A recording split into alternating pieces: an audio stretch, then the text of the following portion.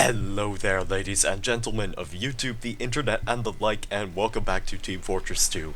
Today, I'm going to be playing as various different classes because, honestly, I have yet to record the footage. And also, yay, it's my birthday! Actually, yesterday it happened to be my 17th birthday, and I do apologize for this belated video, but I kinda wanted to take that day off.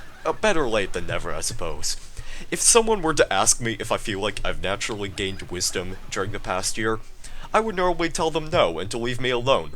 However, I think a common rule for just about everyone is that over time, over the experiences you have and share, you do gain more knowledge that you previously never knew about. All the things you've done, all the things you've learned about, and all the things you've just about been interested in, something is still there. Something is there that probably never would have entered your mind a year ago. So, from a philosophical viewpoint, yeah, I'd say I've naturally gained wisdom during the past year.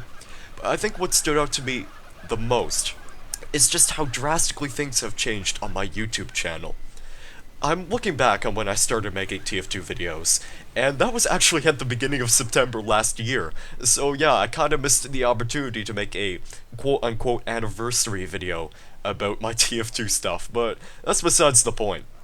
In retrospective, I can hardly look at my older videos without just resisting the urge to slam my palm through my face profusely. But when I do think about it, and this is kind of a rule for just about anyone who has commentated for a while, all of the older content that you produce is the foundation of what makes you a commentator today.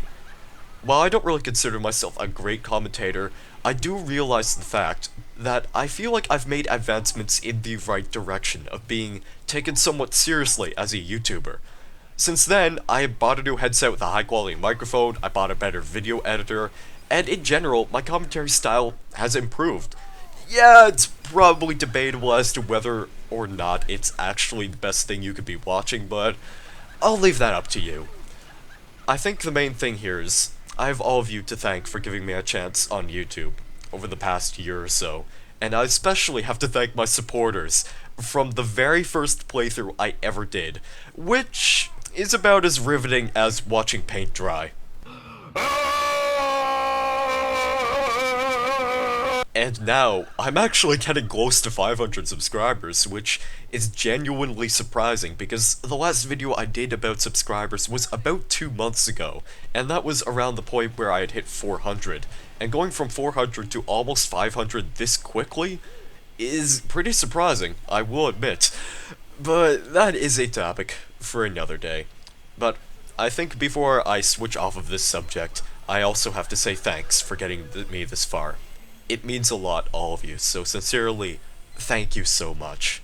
And with that subject out of the way, the second subject of this video, we're going to be talking about scheduling! Yes, scheduling! Everyone loves a little bit of scheduling now and then. You're all familiar with scheduling.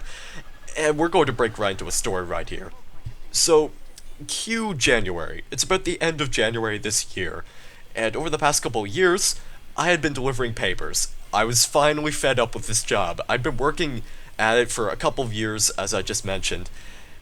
Everyone has their limits at some point, but I think my limit was definitely reached. Just absolutely punched me right in the face after that winter, which was probably the worst winter we ever had on Prince Edward Island. That experience alone was enough obligation for me to go searching for a job where hopefully I would be working indoors.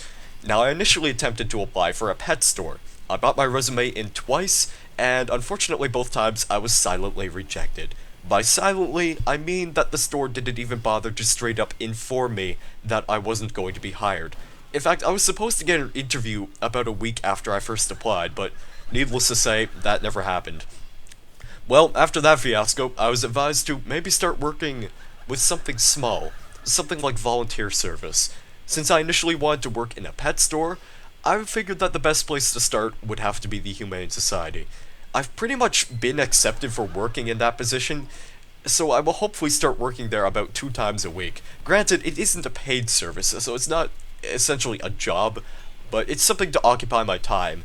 Maybe it's something that could go on the resume in the future, and after that I can hopefully get an actual paid job before I head out to college and things like that. those are just the future plans. The main dream being I kind of actually want to work in a pet store still. I really do. I love working with animals. So taking the volunteer service and schoolwork into account, I might not always be available to make videos during the days. I never did have a set schedule for when I recorded and uploaded videos, but there may be a chance that future videos won't appear as frequently as usual. In short, in summary, school and volunteer work may be keeping me occupied, but I will still try to make videos when the opportunity basically presents itself. And with that all being said, I think this is pretty much going to be the end of the video here, so thank you all very much for the birthday wishes, all of you. Thank you guys very much for watching.